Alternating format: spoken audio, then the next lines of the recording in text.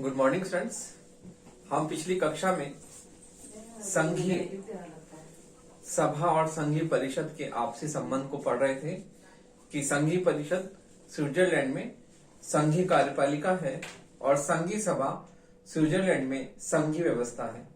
तो हमने पिछली कक्षा में संघीय परिषद और संघीय सभा के पारस्परिक संबंध के बारे में पढ़ा था, जिसमें हम जो है संघीय सभा और संघीय परिषद में संबंध पढ़ रहे थे और संवैधानिक या व्यवहारिक स्थिति के आधार पर संबंधों की व्याख्या हमने की थी। किस प्रकार से हमने देखा कि स्विट्जरलैंड में संघीय सभा की तुलना में संघीय परिषद को कम शक्तियां और अधिकार प्राप्त हैं और इस प्रकार वहां पर संघीय सभा वास्तव में बहुत ही महत्वपूर्ण जो उसे शक्तियों और अधिकार प्राप्त संविधान ने दी है।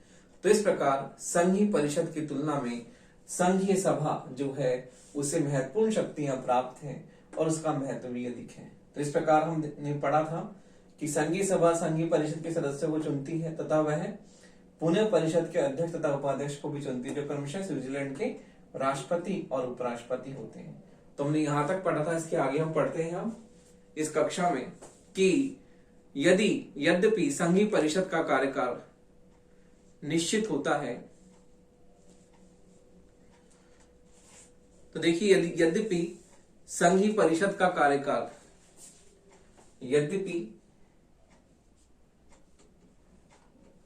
संघीय परिषद का कार्यकाल संघीय परिषद का कार्यकाल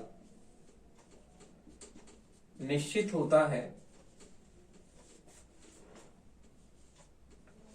कार्यकाल निश्चित होता है,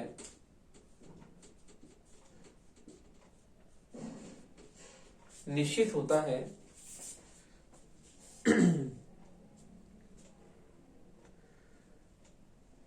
किंतु जब संघीय सभा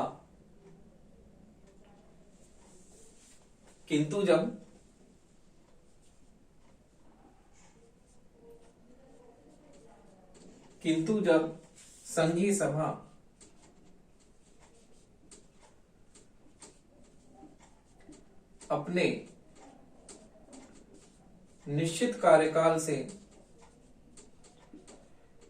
अपने निश्चित कार्यकाल से पहले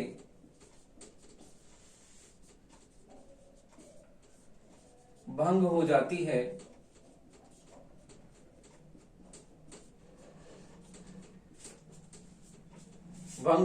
है, तो उस स्थिति में कार्यकाल से पहले भंग हो जाती है तो उस स्थिति में इसके साथ ही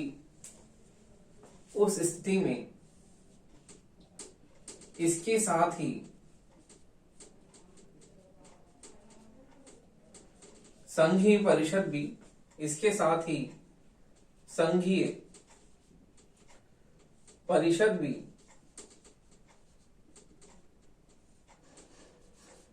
भंग हो जाती है, संघीय परिषद भी भंग हो जाती है।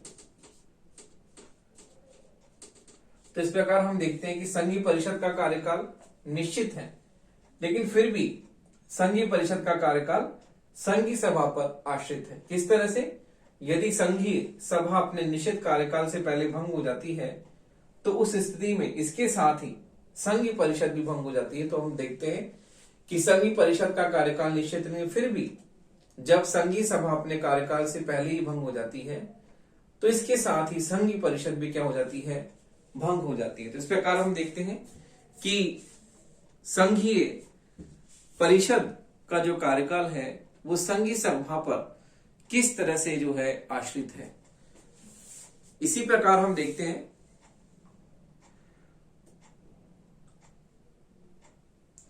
तो देखिए इस प्रकार हम देखते हैं कि वास्तव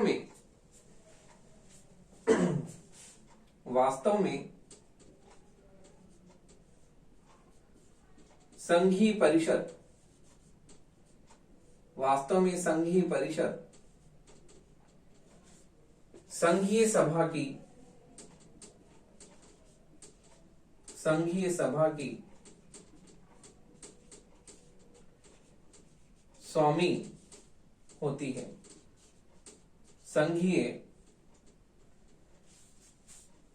संघीय सभा, सॉरी गलत हो गया, संघीय सभा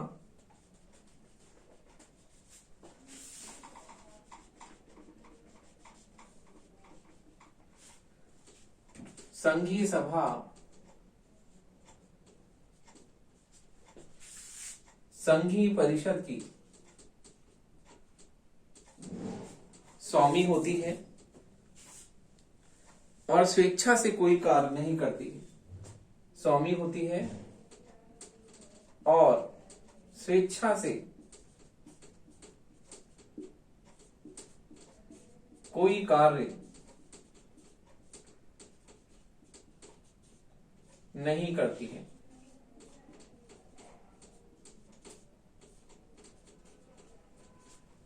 कोई कार्य नहीं करती है। परिषद अपने समस्त कार्यों की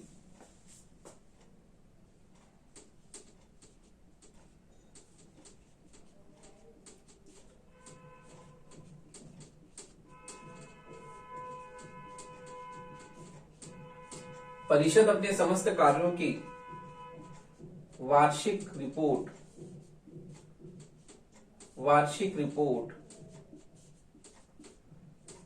संघीय सभा के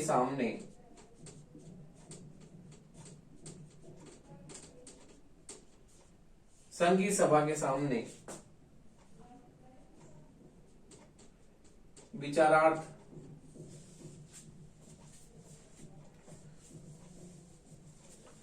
प्रस्तुत करती है।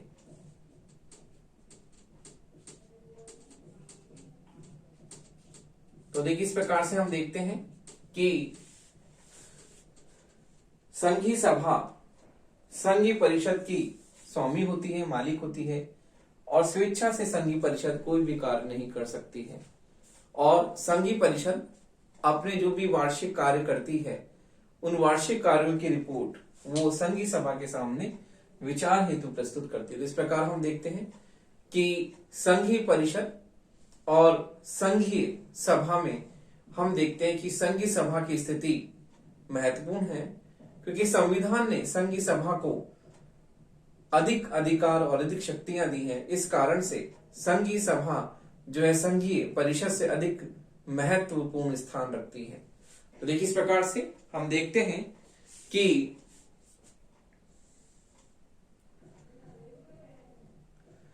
तो अब हम पॉइंट्स देखते हैं कि संघीय सभा परिषद का नियंत्रण किस प्रकार से रखती है। तो देखिए, संघीय सभा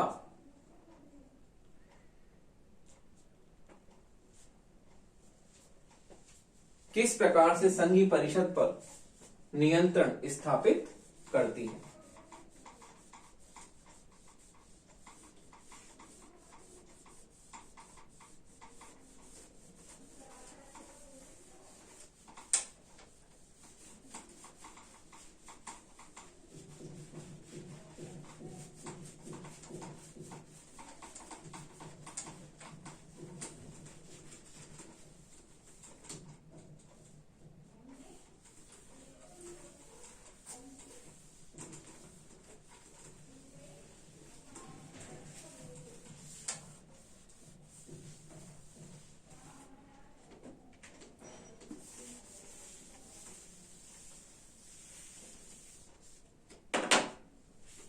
तो देखिए, संघीय सभा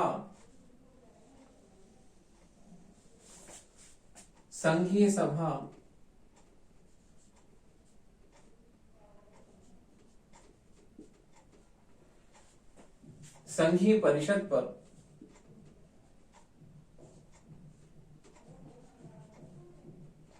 परिषद पर निम्नलिखित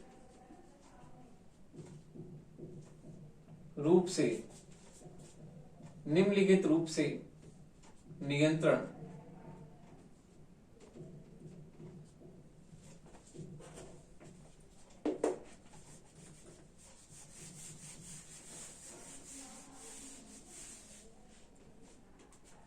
निम्नलिखित रूप से नियंत्रण रखती है।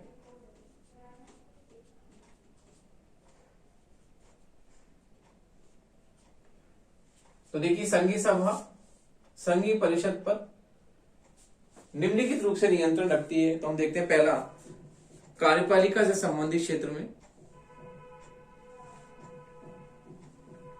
तो देखिए, कार्यपालिका से संबंधित क्षेत्र में कार्यपालिका से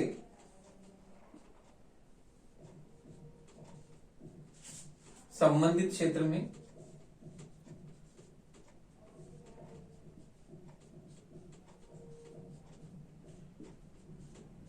तो हम देखते हैं कि संघीय परिषद जो भी विदेश नीति का निर्धारण संचालन करती है और विदेशी राज्यों से संधियां समझौते करती है, तो उस पर जो है संघीय सभा की स्वीकृति जो है आवश्यक होती है और संघीय सभा के नियंत्रण में रहकर ही वह कार्य करती है। तो देखिए, इस प्रकार हम देखते हैं कि कार्यपालिका संबंधी कार्यों को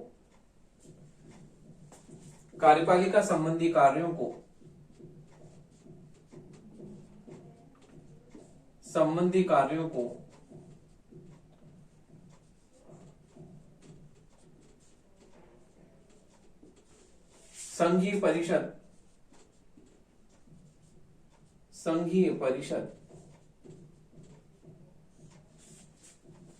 परिषद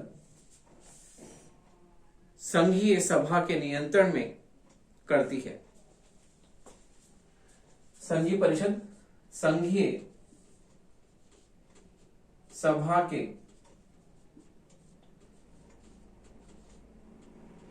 नियंत्रण में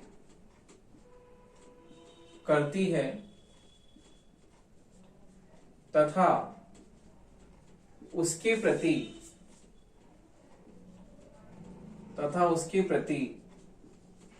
उत्तरदायी भी होती है। तो देखिए, कार्यपालिका संबंधी कार्यों को करने में संघीय परिषद की महत्वपूर्ण भूमिका होती है। संघीय परिषद विदेश नीति का संचालन करती है, संधियां समझौते करती है। तो इस प्रकार वह संघीय सभा के नियंत्रण में ही कार्य करती है। तो देखिए, दूसरा है विधायी क्षेत्र में।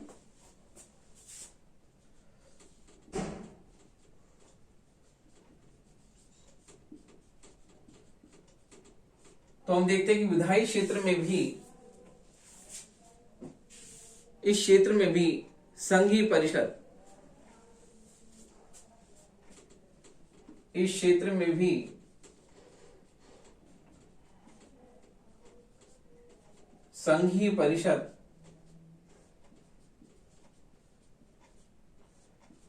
संघीय सभा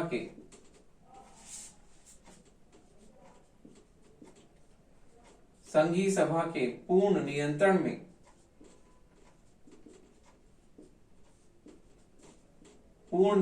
में रहकर ही काम करती है। तो हम देखते हैं कि संघीय परिषद संघीय सभा के पूर्ण नियंत्रण में रहकर ही विधायी कार्यों को करती है। जैसे कि हमने देखा था कि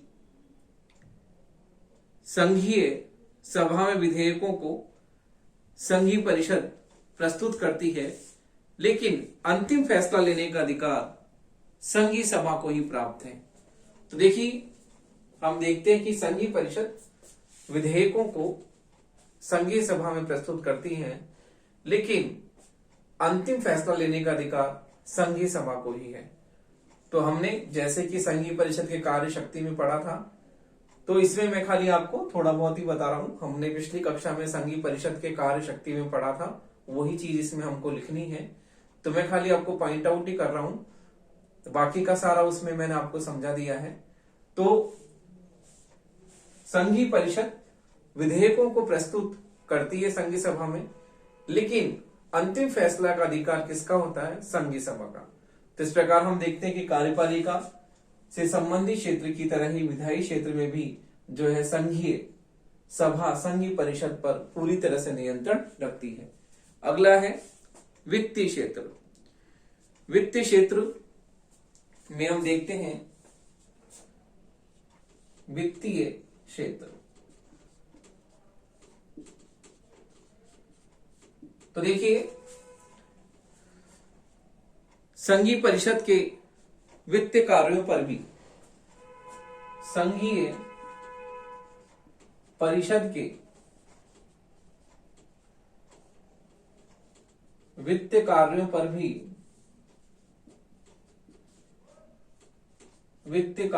भी संघीय सभा का पूर्ण नियंत्रण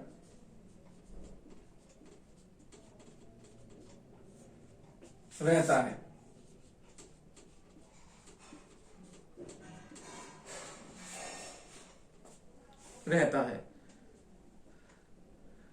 संघीय परिषद संघीय सभा के सामने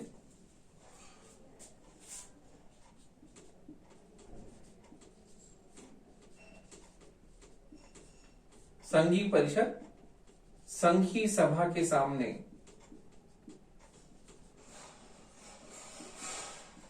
वार्षिक बजट प्रस्तुत करती है।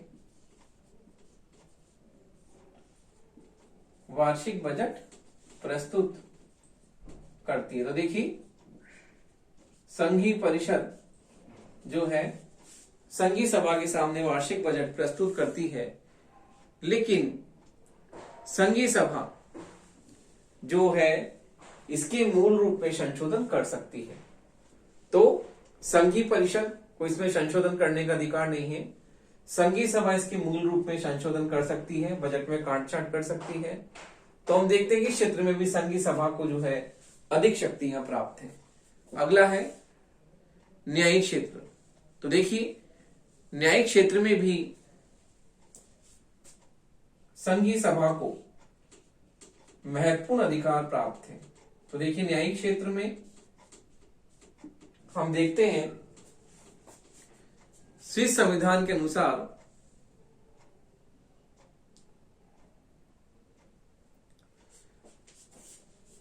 तो देखिए, जो कैंटोनों में जो विवाद हो रहे हैं, प्रशासनिक जो भी विभागों के अनुचित इस तरह से कार्य हैं, तो कैंटोनों में जो विवाद हो रहे हैं उनका विवादों का जो मुकदमा संघीय परिषद देखती है। लेकिन फिर भी हम देखते हैं कि वो मुकदमा जो है किस प्रकार से संघीय सभा उसकी सुनवाई करती है। तो देखिए, संघीय परिषद में कैंटोनों के बारे में मुकदमे चलाते हैं, लेकिन इनकी सुनवाई संघीय सभा द्वारा की जाती है और सभी न्यायिक निर्णयों में संघीय सभा की महत्वपूर्ण भूमिका होती है। तो इस प्रकार संघीय सभा न्यायिक क्षेत्र में भी उसे जो है महत्वपूर्ण अधिकार प्राप्त है। अगला है आपातकालीन अधिकारों से संबंधित क्षेत्र। तो देखिए, आपातकालीन शक्तियां अधिकारों से संबंधित क्षेत्र।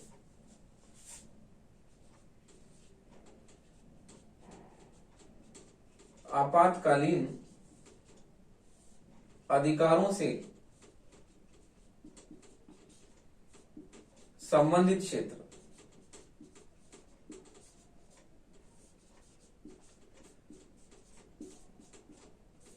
यद्यपि हमने पिछली कक्षा में पढ़ा था संघीय परिषद के आपातकालीन संकटकालीन अधिकार, तो आपातकालीन शक्तियां संविधान संघीय परिषद को नहीं देता है, लेकिन व्यवहार में ये शक्तियों का प्रयोग संघीय परिषद करता है। लेकिन फिर भी हम देखते हैं इस स्थिति में भी जो है संघीय सभा को महत्वपूर्ण अधिकार प्राप्त है और हम देखते हैं कि इन अधिकारों को संघीय परिषद जो है संघीय सभा इन शक्तियों अधिकारों को वापस भी ले सकती है। तो इस प्रकार हम देखते हैं कि संघीय परिषद ये संकटकालीन अधिकारों का प्रयोग करती, लेकिन इन अधिकारों को वापस लेने का जो है दायित्व किसका है? संघीय सभा का। तो संघीय सभा परिषद से संकटकालीन अधिकार और शक्तियों को वापस ले सकती है। तो इस प्रकार हम देखते हैं कि संघीय सभा व संघीय परिषद में हमने संबंध देखे, और इस प्रकार हम कहते हैं कि संघीय सभा जो है महत्वपूर्ण स्थान रखती है संघीय परिषद की तुलना में, क्योंकि स्विस संविधान ने वहां पर संघीय सभा को अधिक अधिकार और अधिक शक्तियां प्रदान की हैं संघीय परिषद से। तो इस प्रकार हम कहते हैं कि संघीय परिषद की तुलना में संघीय सभा को महत्वपूर्ण शक्तियां और महत्वपूर्ण अधिकार प्राप्त थे।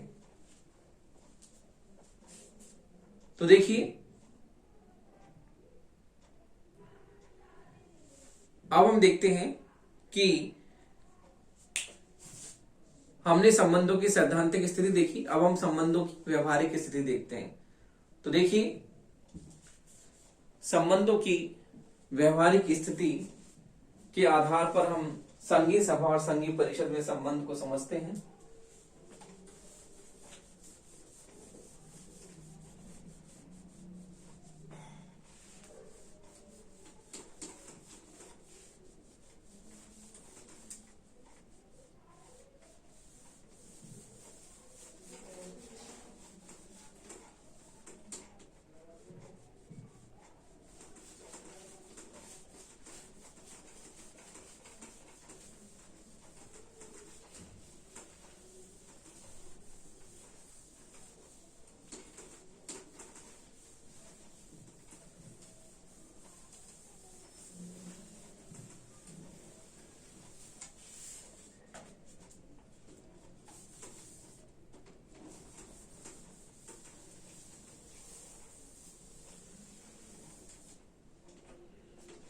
देखिए, हमने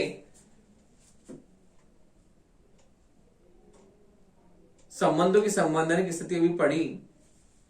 अब हम देखते हैं संबंधों की व्यवहारिक स्थिति। तो देखिए, संबंधों की व्यवहारिक स्थिति।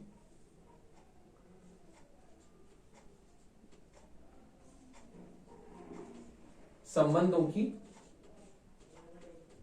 व्यवहारिक स्थिति।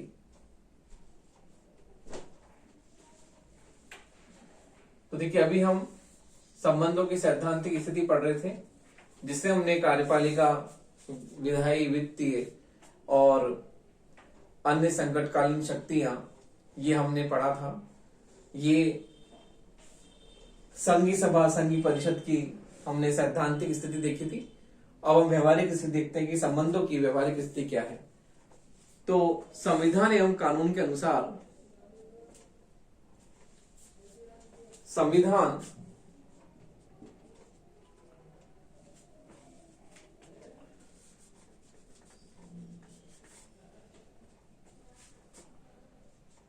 संविधान एवं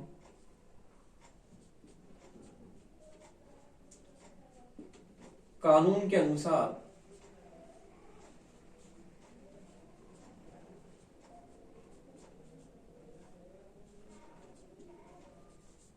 संघीय परिषद संघीय सभा की, संघीय परिषद संघीय सभा की अनुगामी संस्था है। अनुगामी संस्था है। अनुगामी संस्था है, किंतु व्यवहार में स्थिति इसके एकदम विपरीत दिखाई देती है। किंतु व्यवहार में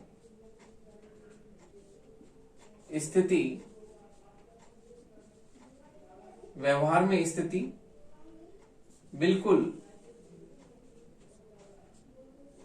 इसके एकदम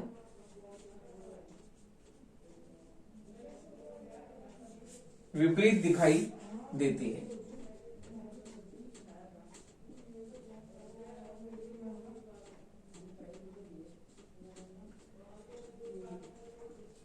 एकदम विपरीत दिखाई देती है। वास्तविकता यह है कि कार्यपालिका वास्तविकता यह है कि वास्तविकता यह है कि कार्यपालिका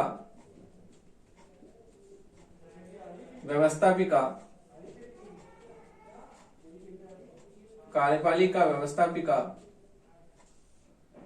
वित्तीय कार्यपालिका व्यवस्थापिका वित्तीय एवं आपातकाल से संबंधित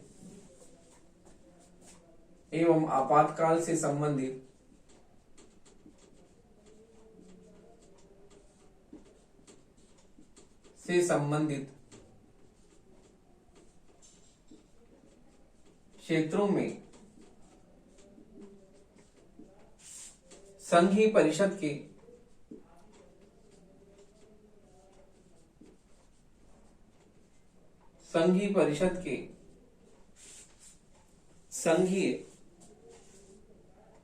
परिषद के कार्यों एवं दायित्वों में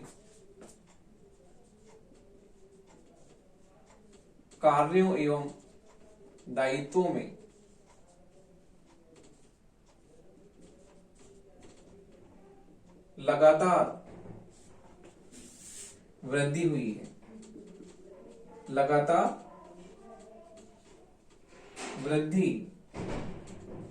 हुई है।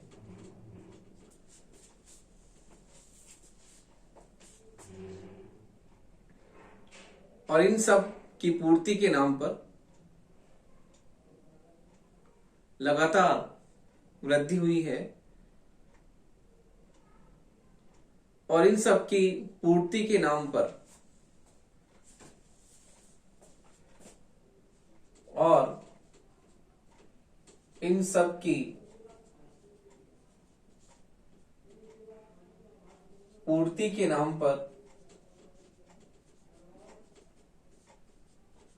उसकी शक्तियों में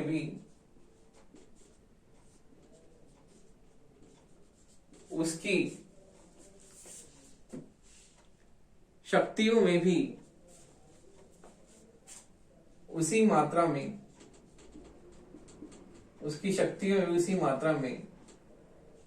अत्यधिक वृद्धि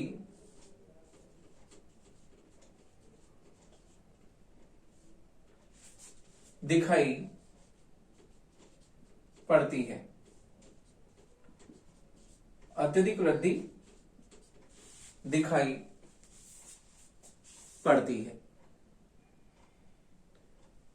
इसका परिणाम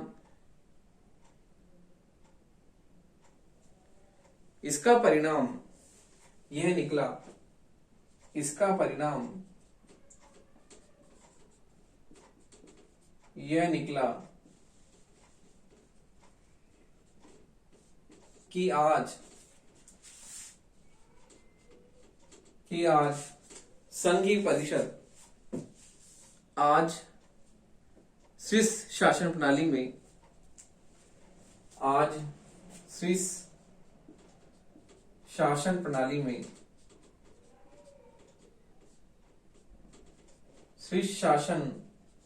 में संघीय सभा की तुलना में संघीय परिषद ने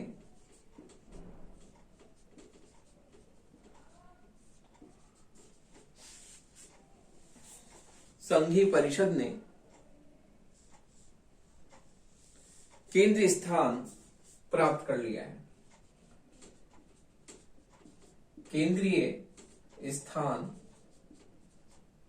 प्राप्त कर लिया है।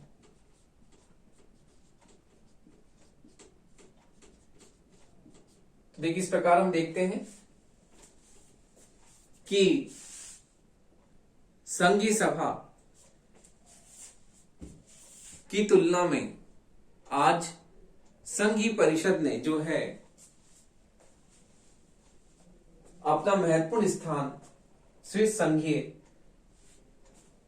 राज व्यवस्था में पा लिया है, क्योंकि आज वर्तमान समय लोक कल्याणकारी राज्य का है। लोक कल्याणकारी राज्य और फिर प्रभुत्व व्यवस्थापन, इस कारण से हम देखते हैं कि वर्तमान में स्विट्जरलैंड में हम कार्यपालिका, व्यवस्थापिका, वित्त सभी क्षेत्रों में संघीय परिषद के कार्य दायित्वों में वृद्धि हुई है। और आज लोक कल्याणकारी राज्य और प्रदत्त व्यवस्थापन ने किस प्रकार से हम देखते हैं कि आज जो है स्विट्जरलैंड में संघीय परिषद जो है बहुत ही इसे अधिकार और शक्तियां प्राप्त हो गई हैं, क्योंकि निरंतर लोक कल्याणकारी राज्य की अवधारणा ने इसके अधिकार और कार्य क्षेत्र में निरंतर वृद्धि की है। और इस प्रकार हम ये कह सकते हैं कि आज वर्तमान में स्विट्जरलैंड की राजनीति व्यवस्था में संघीय सभा की तुलना में संघीय परिषद को महत्वपूर्ण स्थिति और महत्वपूर्ण अधिकार प्राप्त हैं। और इसी कारण आज स्विट्जरलैंड की राजनीति व्यवस्था में संघीय परिषद ने अपना केंद्रीय स्थान प्राप्त कर लिया है।